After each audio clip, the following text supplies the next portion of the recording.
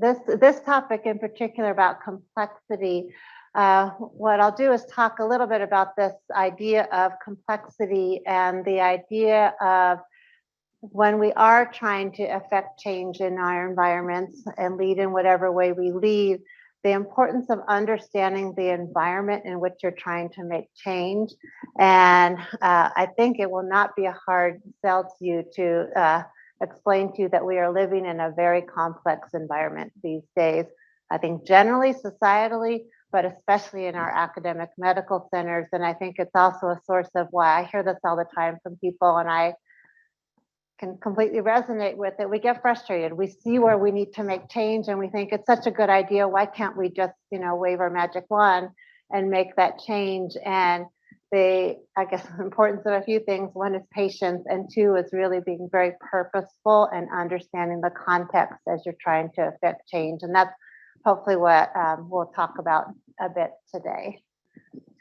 So in the spirit of grand rounds and starting with a case, this is a little bit different than your usual clinical case, and I actually tried to pick something that you would think would be relatively simple. So the case being that you've identified something new you want to do, whether it's a new procedure, it's a new device, a new something you want to introduce into your clinical environment that you think will greatly improve the quality and safety of the patient care and that you're providing. It's also going to provide a great training experience for our trainees, and it also has research and scholarship opportunities.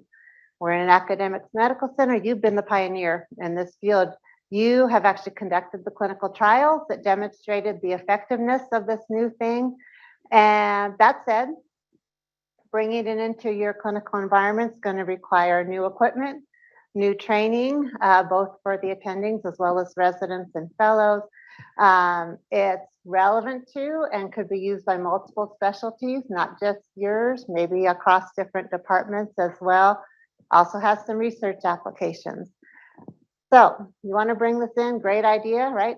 Start it tomorrow. What do you think you need to address to get this introduced into your environment? Go ahead and throw out some ideas.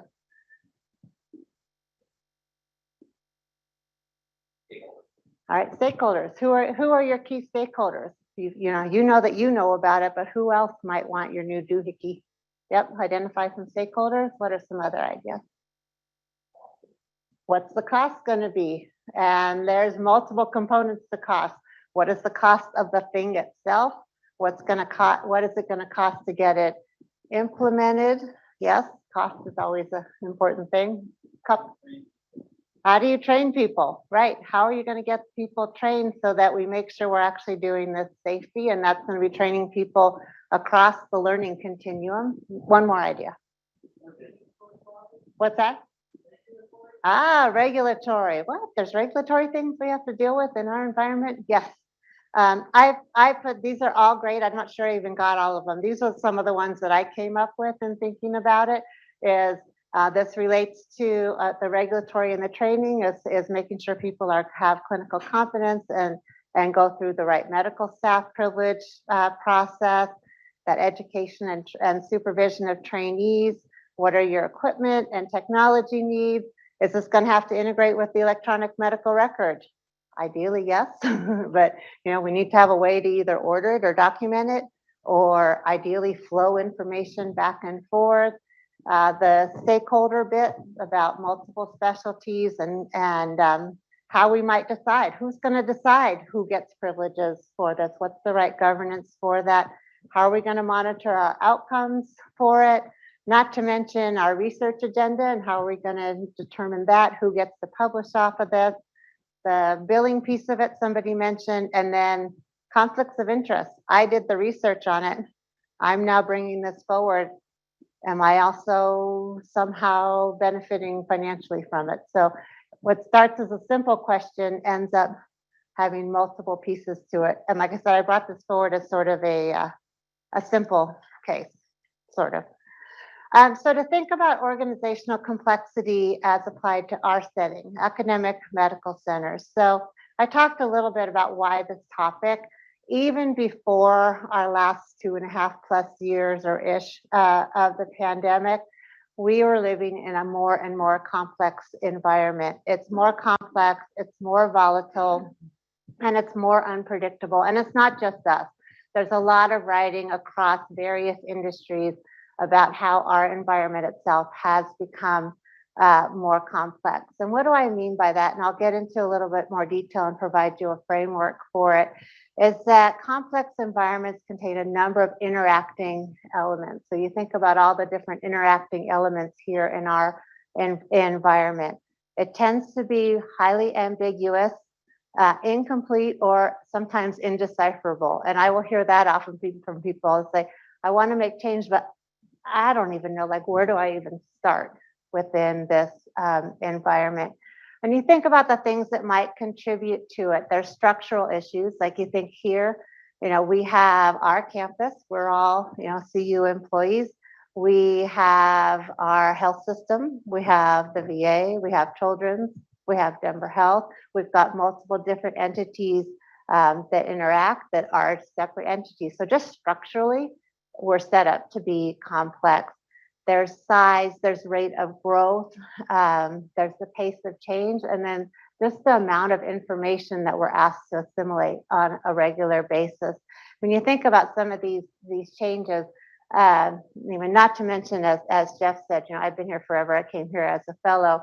When I joined the Division of General Internal Medicine, who's been here as long as I have from General Internal Medicine? I think we had 7 faculty at the university. Right. When I stepped down as division head in 2014, the division had 250 faculty. I mean, that's from 97 to 2014. That's significant growth. And that was 2014. Look what we've done since then. You look at us as a hospital health system, those of you that have been here long enough to date back to 9th Avenue, we had a medium-sized academic hospital at 9th Avenue. What were we, 250-ish beds? We did our own thing. What are we now? We're about to go up to almost close to 800 beds when Tower 3 opens next summer. No palpitations on that, I'm sure. And we're no longer a standalone hospital. We're part of a health system that our health system even only formed in 2012. When we started as a health system, it was us, Poudre Valley Hospital, and Medical Center of the Rockies. We're now 12, sounds like soon to be 13 hospitals and an employed physician group who aren't faculty. Our world has gotten a heck of a lot more complex. I think our research environments have gotten a heck of a lot more complex. We used to be kind of individual researchers doing our own thing.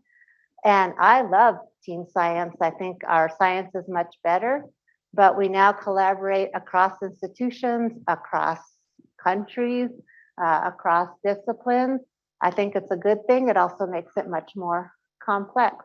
Same with our education, right? We used to educate kind of in silos. We now educate across disciplines. Again, a good thing, but it certainly makes getting anything done more complex. So if you're feeling it, it's true. But it also means that we have to take a different approach to affecting change. Now, some of you may have heard this acronym of VUCA, and it's a way of that's been used to describe our current environment. And again, not just in academic medicine, but more broadly, that we're in an environment that's volatile. Change happens quickly and on a large scale. And this is, again, predates the pandemic, not to mention how quickly change was happening over the last 2 years. I mean, if anything, the last couple of years have probably taught us how uncertain our future is and uncertain our environment is and how unpredictable it is. I'm going to come back to complex because that's what we're spending most time on today. It's ambiguous too. I mean, we live in an environment where there are not a lot of sort of cut and dried and black and white. But if you think about from a complexity, this is where we're going to focus today, and it's where these challenges, they're really complicated by many factors. And as much as we learn cause and effect. In a complex environment, cause and effect are not necessarily predictable. So I'm going to take another pause for you to reflect. We all have things we're trying to accomplish or change in our environment, right? just think about something that you either are or would like to affect change in your environment, or a problem that you're trying to address. Have those in your mind as I'm talking over the next couple slides about some of these frameworks.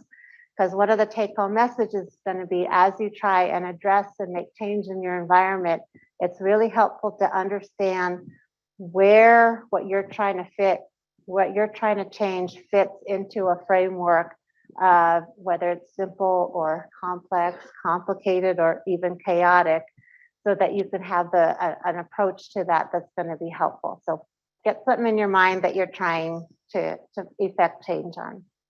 So I'm going to spend a little time on this. This is this framework that I've been telling you that's going to come.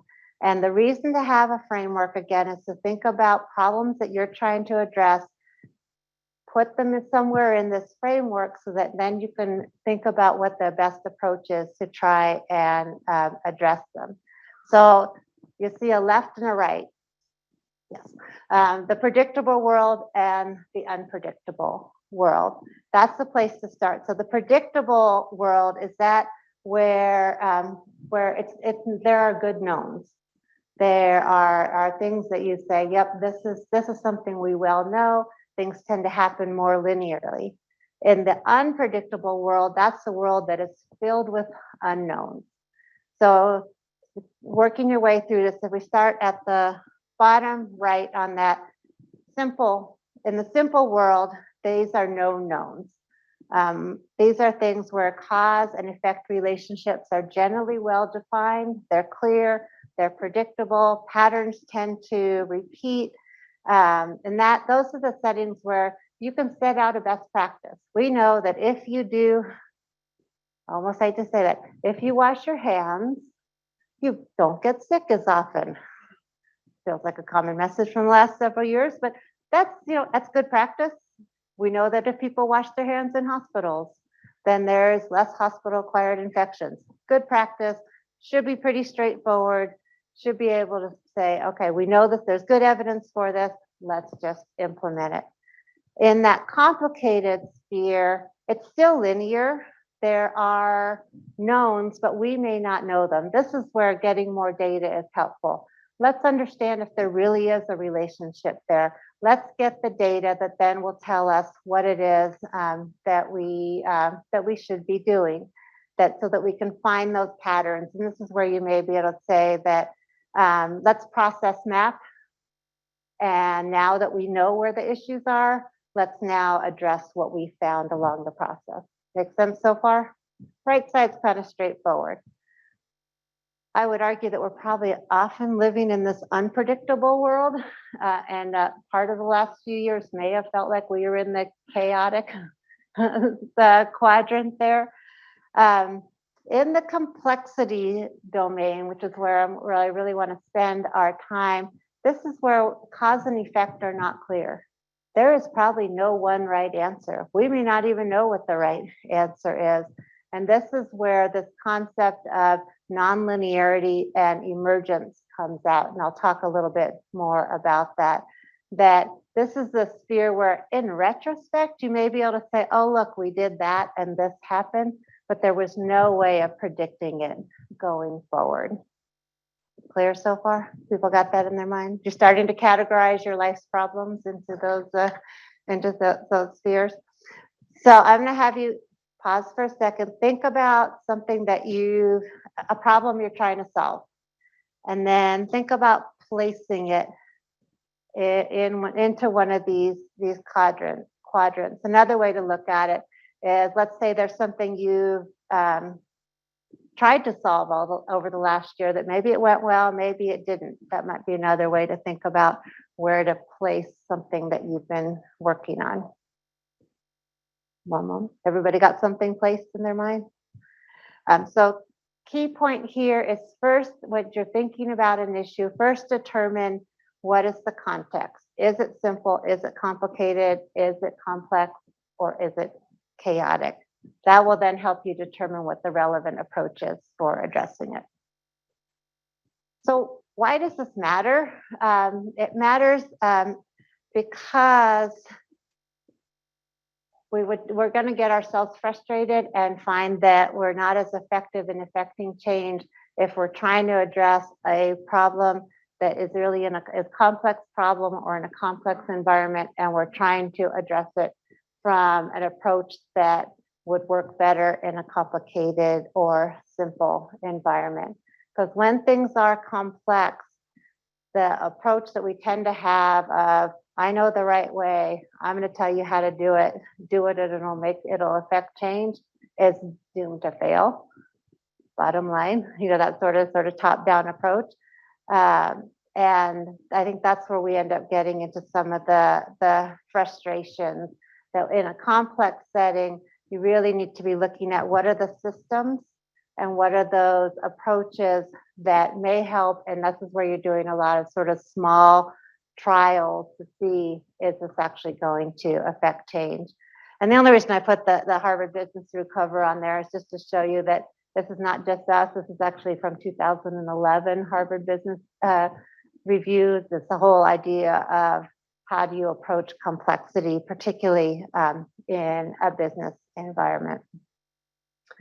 So some of the common challenges that we face in our complex environment, and I won't ask for a show of hands of how many people are feeling this, information overload. There is just so much information coming at us that to be able to assimilate it as an individual is close to impossible. That we're living in an environment where there is such interconnectedness that if we make one decision over here, it's going to have impact over here, usually unintended. Like our case example, how is this going to affect our trainees? How is this going to affect our colleagues in a different department? And I think there's some positives to this of having the less siloed, where we have sort of a lack of that, those organizational boundaries that maybe we more traditionally grew up with. We all know that there's new technologies disrupting how we practice, and probably no more than ever than we've seen over the last couple of years with the pandemic in terms of how we practice medicine. It's not a new thing that every new generation brings in different values into the workspace and new expectations, and that's not a bad thing. Questioning why the heck do we work Saturdays and nights and weekends? Not a bad thing. So one of the things I mentioned earlier about that in a complex environment, the best way to affect change is or the kind of key characteristics are this nonlinearity and emergence. And this is just more to get you aware of some of the language that you may hear in this space is around complex adaptive systems. The idea behind that is that you have this nonlinearity. You don't make a decision here and then they have a straight cause and effect. That it may be that today something happens and you get this result. Tomorrow that same thing happens and you get this result, which of course can be very frustrating. Like, hey, last time I tried to affect change, I talked to this person and voila, something happened. I tried that again and it didn't happen. How come? Understanding that there may be different responses in different settings. And what happens in this setting is that our job as leaders changes.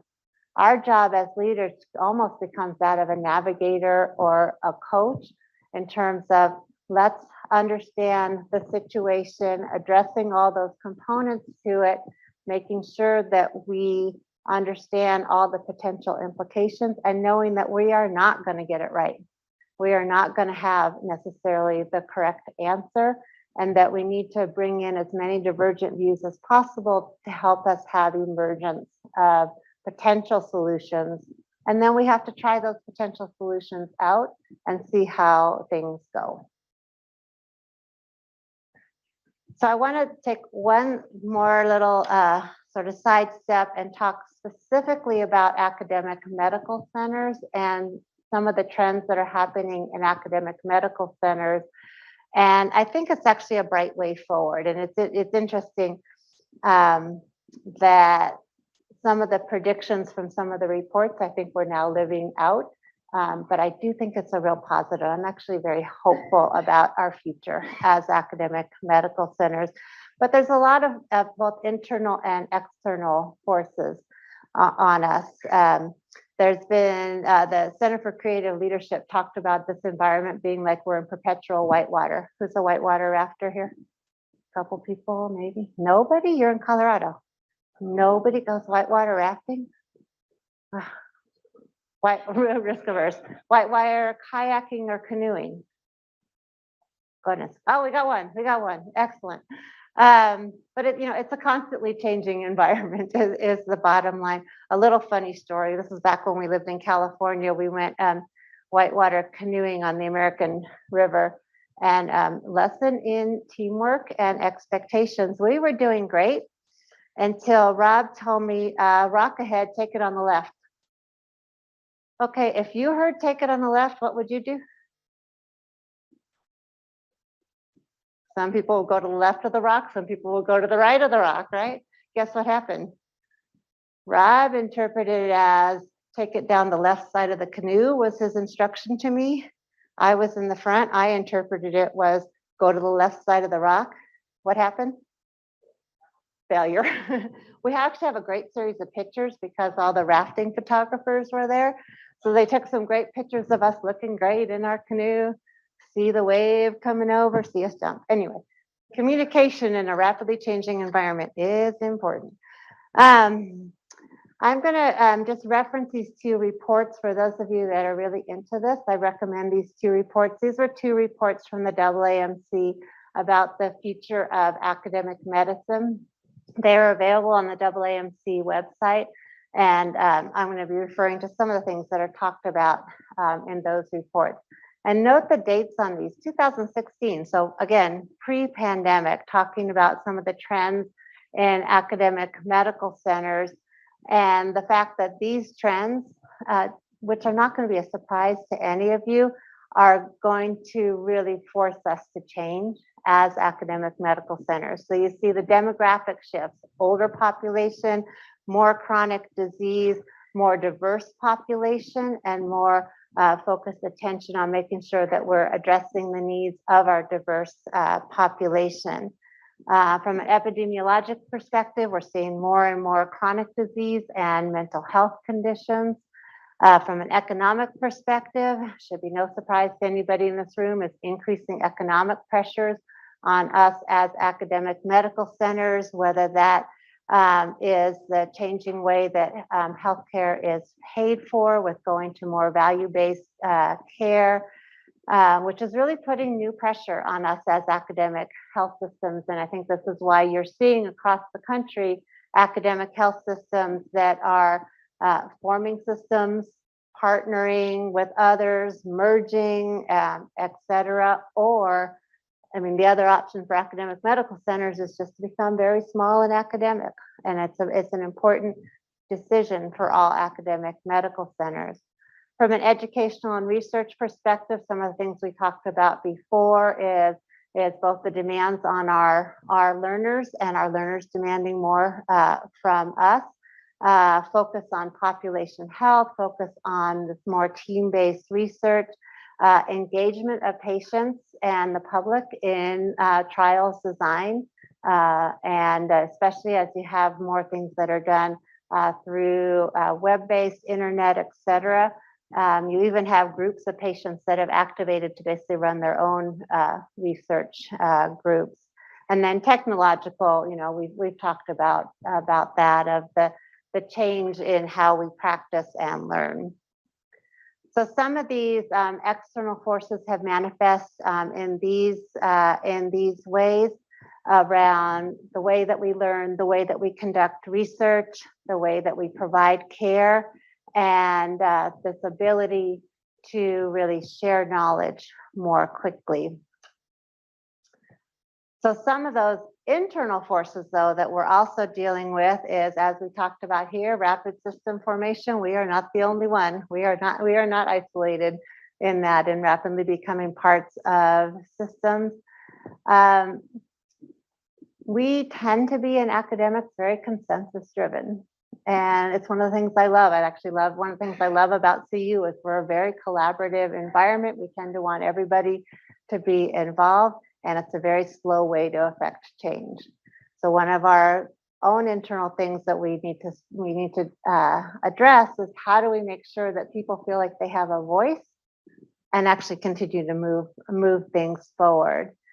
I think we're learning this as an institution is that we have in academics pretty much functioned independently, independent units. When I was division head, I was responsible for keeping the Division of General Internal Medicine afloat. That was my job as division head. All the divisions within the department were responsible for keeping their divisions afloat. And then you see that across department to department to department. We haven't had models where, except for some, I would say, some few exceptions, where we're really understanding how do all of our operating units function. I was in a meeting actually yesterday with the Department of Surgery leadership, and I felt like I was asking really basic questions, but help me understand how our surgeons compensated here. I know how, I know how we're compensated at the Division of General Internal Medicine. I have no idea how the Department of Surgery, what their compensation plan is. And that's the way we've been designed. We functioned fine that way. But I think as we're now in a more complex environment, understanding how our different units actually function and what the implications of any decision is as we cut across different units is going to be essential.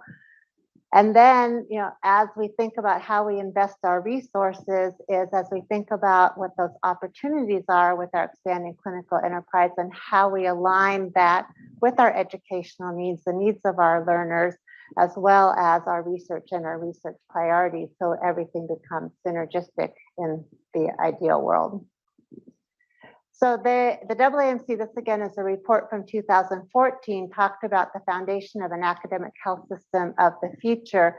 And these are some of the key things that they identified then. And I think it's actually even more relevant now to where we are in 2022, going into 2023 with some really key principles here. And I think this is something that we can all work on together, is some basic fundamentals of how we function together, both within our own units, as well as across units and across our various institutions.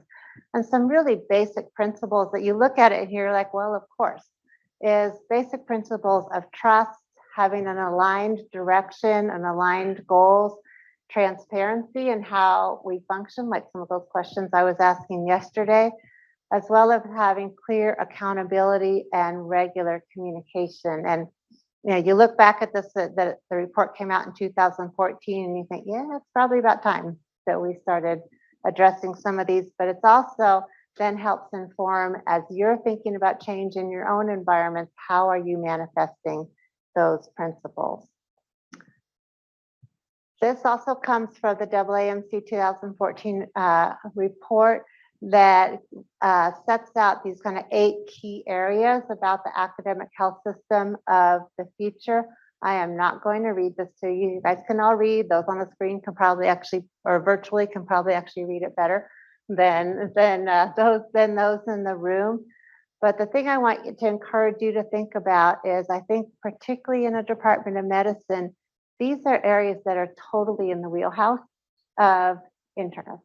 Now, this is what we do. This is how we think in terms of quality outcomes, population health.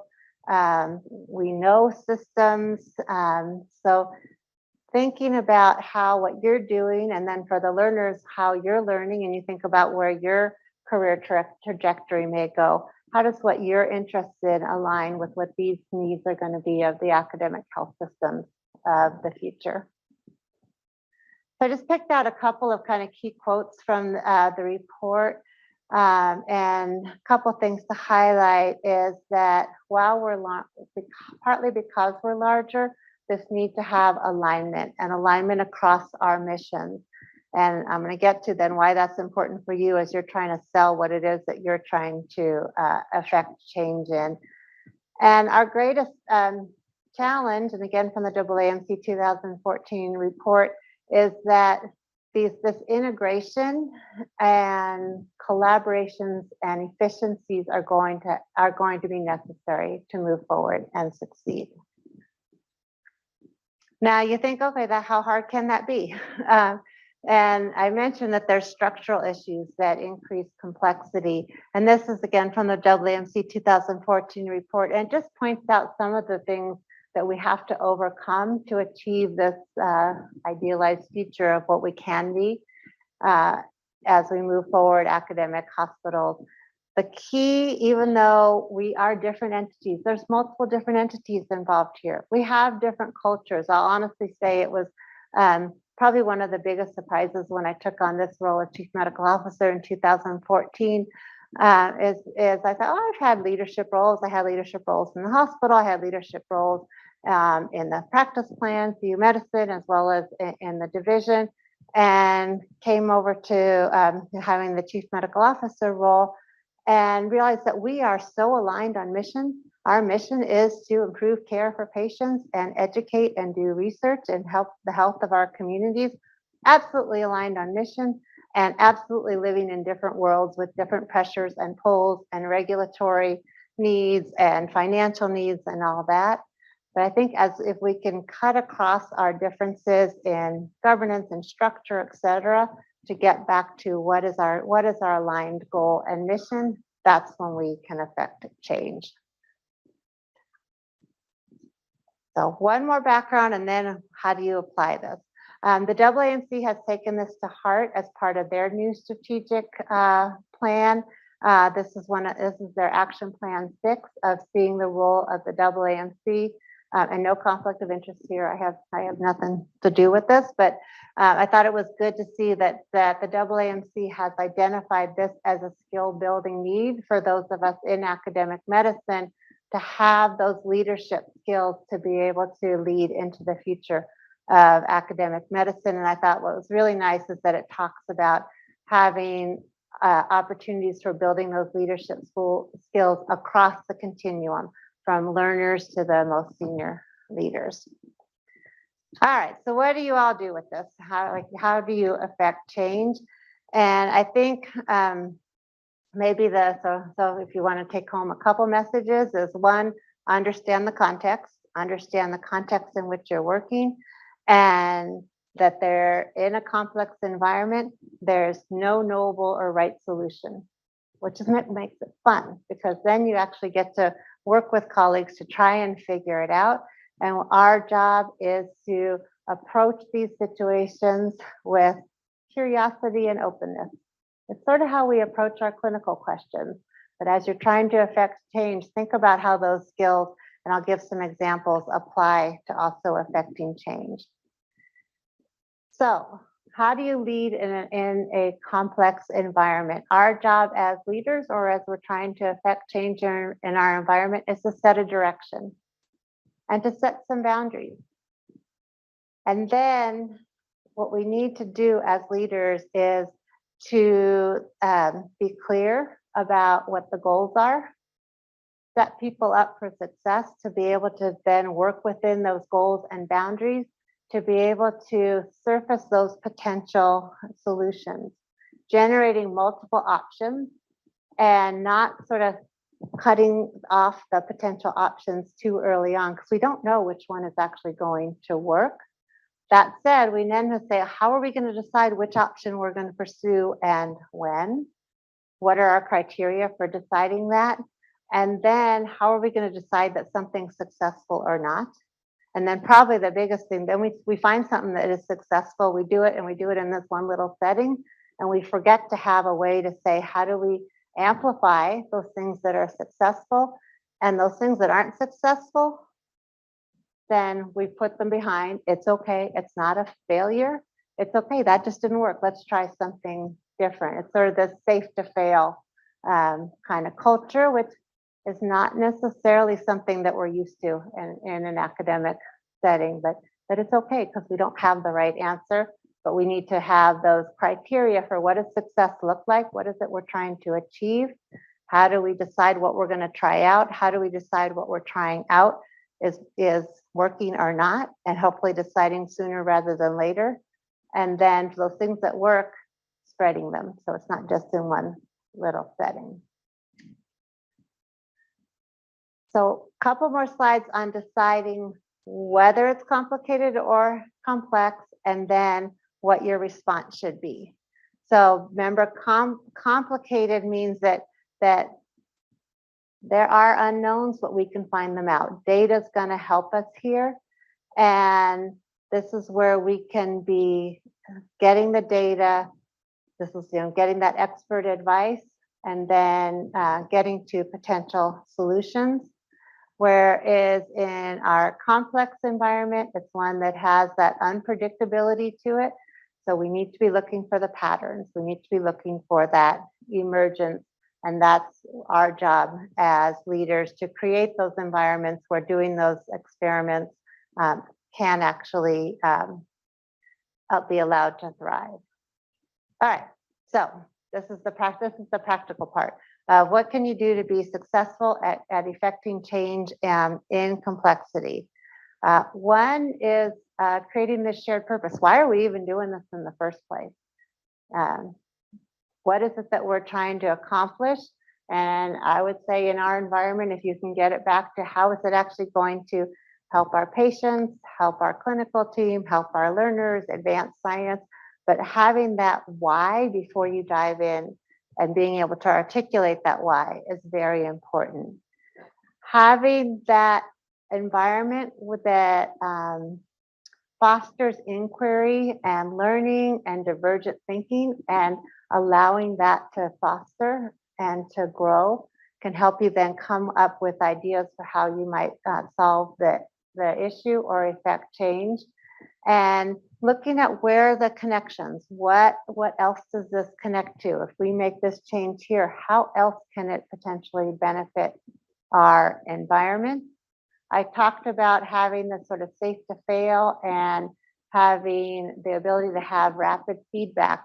Are we making a change? Is this actually being effective? Are we just still talking about this? Or, yeah, we kind of know it's not really working, but that's what we're used to. Let's just keep doing that.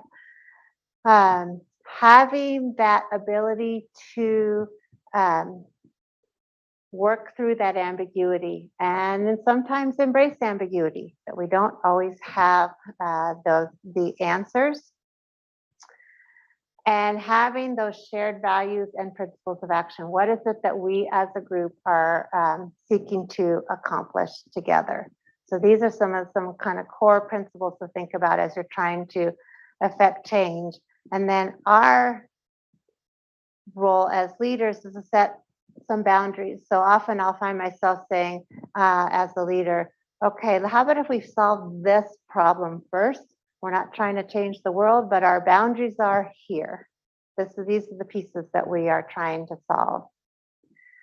So a few steps to success that I think these apply to kind of any time that you're actually trying to affect change, whether you're trying to start a new program, negotiate for something, affect some sort of change, is understand what's called the relevant ecology. Understand your environment.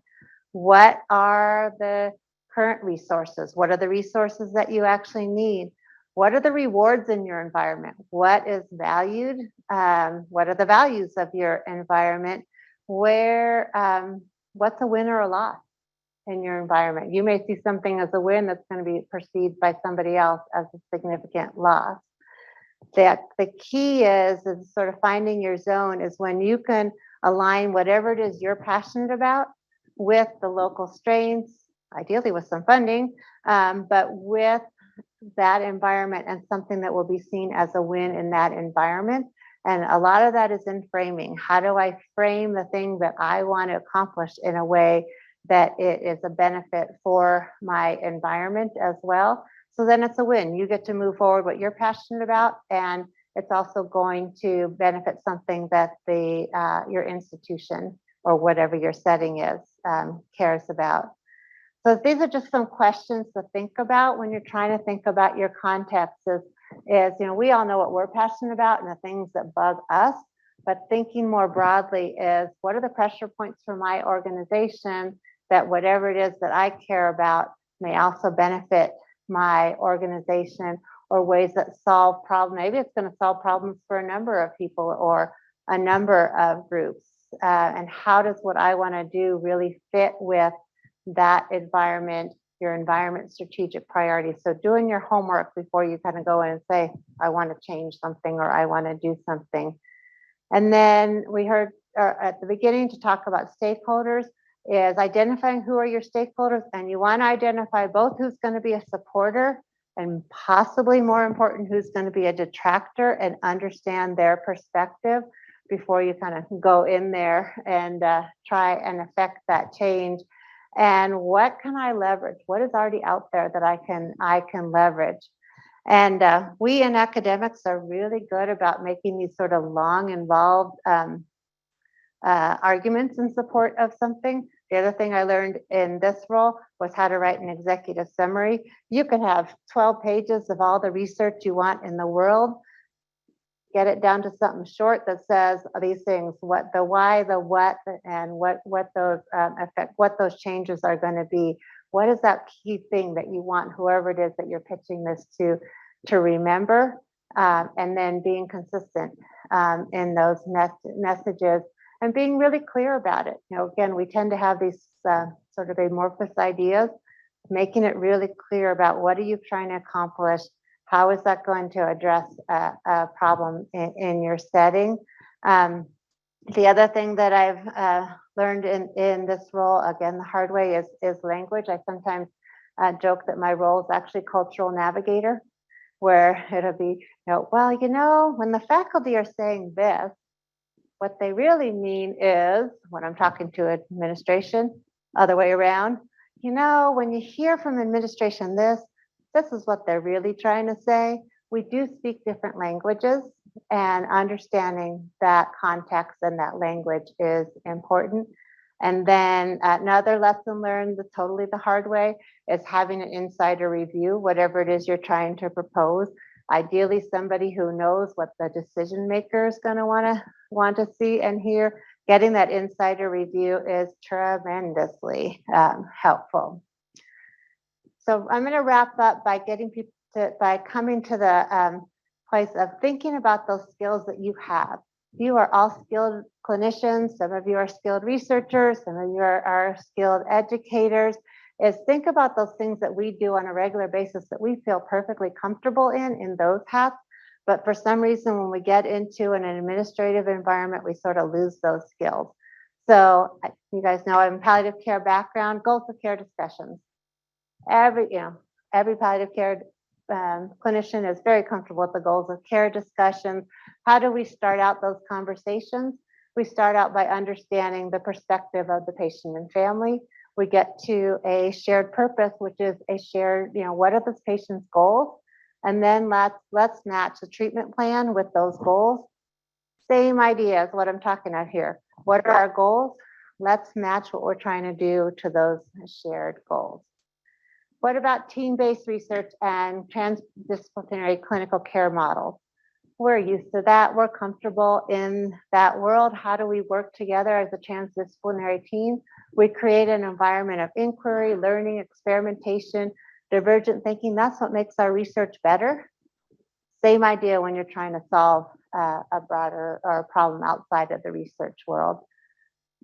This idea of how do we have enhanced communication, again, something that we are used to in the clinical world all the time. How often do we say in the clinical world, help me understand? It's really effective when you're also trying to affect change or start a new program. We do time-limited trials in the clinical setting all the time, right? Or we do quality improvement cycles. Again, we do that all the time. Same idea when you're applying it to solve a messy problem in a complex setting. Let's try this out for a while, see how it works. These are our criteria. So trying to get you to start thinking about applying those skills that you're comfortable with to affecting change or leading change. And we are all used to, I think, all those researchers in the room or whoever write, or people that write grant applications, how often do we have a research idea and the way that we actually write it in the grant, we frame it so that it fits the funder's expectations? All the time. We're used to that. It doesn't make it so that our idea is any less good and less pure to what we originally wanted to do. It's marketing. This is what we do. And this is another way to think about changing things. We live in a world of ambiguity in our clinical or research world. We can apply that to our affecting change as well. And again, it's bringing in those multiple different perspectives. And I already talked about matching the care plan with patient goals and values. And the other thing that we do all the time is we say what is or is not possible medically, or we identify what's an absolute regulatory boundary versus lore, which we tend to have a lot of. But we can say apply the same principle of here's the boundaries, go for it within those boundaries. But we have to identify what's a real boundary and what's not.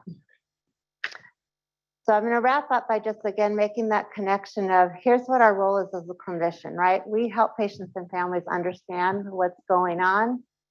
As a leader and as a change leader, our role is to help our teams understand and make sense of what's going on around them so that we can then work together toward a common solution. So I'm going to end with these kind of 6 tips to leading in complexity that come from a Harvard Business Review article in 2021 and would be open to questions, comments, rebuttal, thoughts, one thing that you'll take home.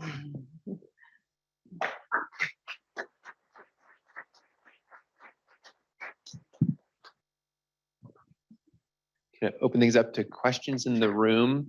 And Jean, maybe one thing you can talk about while we're waiting for a question that I have is, how do you add the temporal component to this when you're combining academic medical centers with business concerns? We sort of think about things on a very long time scale, whereas businesses are, they have quarterly judgments, they have annual judgments, and their leaders tend not to stay in those roles necessarily as long as we would.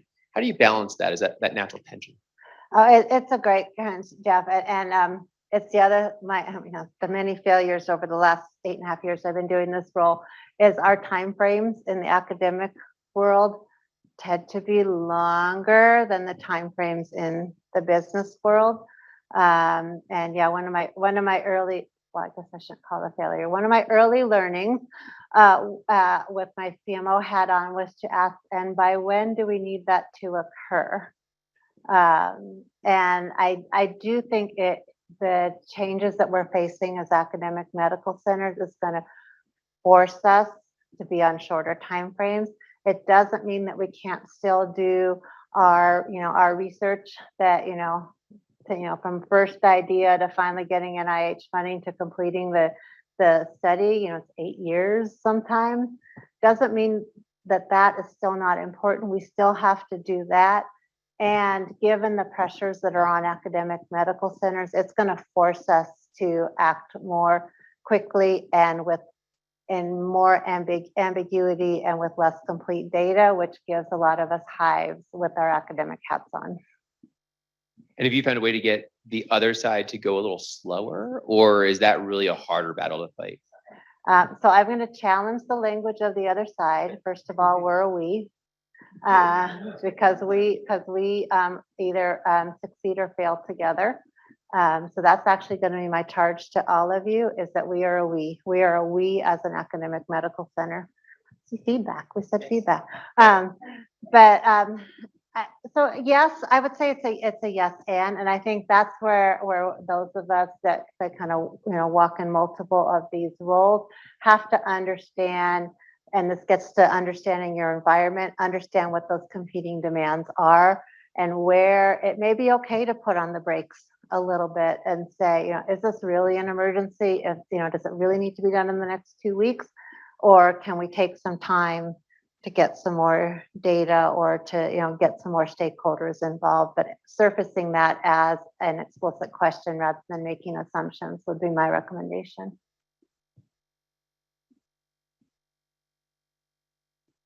All right. Thanks very much, Jean. I always learn a lot when I hear you speak. Early on, you had 2 words that were very important for moving this whole system forward, which were nimble and agile. And when I think about a complex governance of what I will say is we, the multiple we's in we, it maybe goes a bit to Jeff's question that way too, but I know in this complex, changing world, we all do need to be agile and nimble. But how do we do? I guess how do we learn from each other and do that together? Because I don't see a system like this as being agile and nimble. Yeah, I think it's an important question, Brian. I think especially as we've gotten larger and more complex, and I think it's going to push us to think about our governance structures and at what level, what decisions can be made. And I think I'll be the first to say, maybe not the first, but I will admit that I think our growth and our growth in complexity has outpaced our creating the right governance structures to be nimble. I will just say that there are eyes on and attention on that now. And I think it's both within our own units. I mean, like I mentioned, GIM going from this big to this big. In retrospect, I would have had a different governance structure for GIM even. I think, we grow and then we don't change the way that our structures. And I think it's really upon all of us to look at that and say, do we have the right structures now for the size and complexity that we've become? I think the answer is probably no. And we need to be addressing that.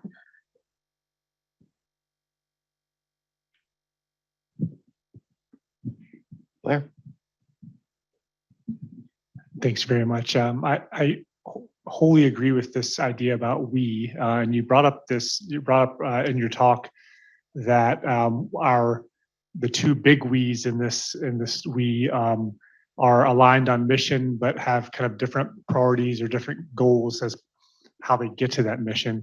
And I guess my question to you is, how do you decipher what the two goals are, or two sets of goals are, align where you can, and I think maybe even more importantly, educate to both sides what our respective goals are? Because I think one of the big issues in this us versus them mentality is just having no idea, or always making up what our own ideas are about what their goals are.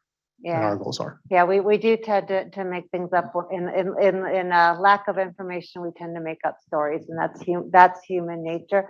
I think it's being purposeful about it and surfacing that as a question, and it gets back to the side where some of those key components was the sort of the trust, the transparency, the communication, the accountability, and I can't remember what the other one was. So that we actually surface that and don't make assumptions and ask the questions. We have 1 minute left or so maybe I'll just take an opportunity to ask you. It's a more personal leadership question, which is, it's an easy one, don't worry. How do you find the time, right? So I think one of the pressures that sometimes makes this an uncomfortable situation is we feel there's this time pressure. We have to solve things. And how do you find time to be a leader, to be an academician, to get the research accomplished that you got accomplished? How did you structure that for yourself over the course of the past several years? Amazing colleagues and team members that none of us can do this alone. I'm actually thrilled that some of my key research team members are here today. Say hi, Rachel and Carrie. That's how my research gets done, right there, Rachel and Carrie. But this is a team sport. None of us can do this alone. I've had the benefit of amazing mentors and sponsors along the way. I've got great colleagues. I rely on many of you. My palliative care team covers for me every Monday between 11 and 1 when I have to be in our senior leadership group meeting. I can't be seeing patients. So it's a team sport, Jeff. I think that's the answer. That's great. Dr. Carter, thank you very much. Thanks, everybody.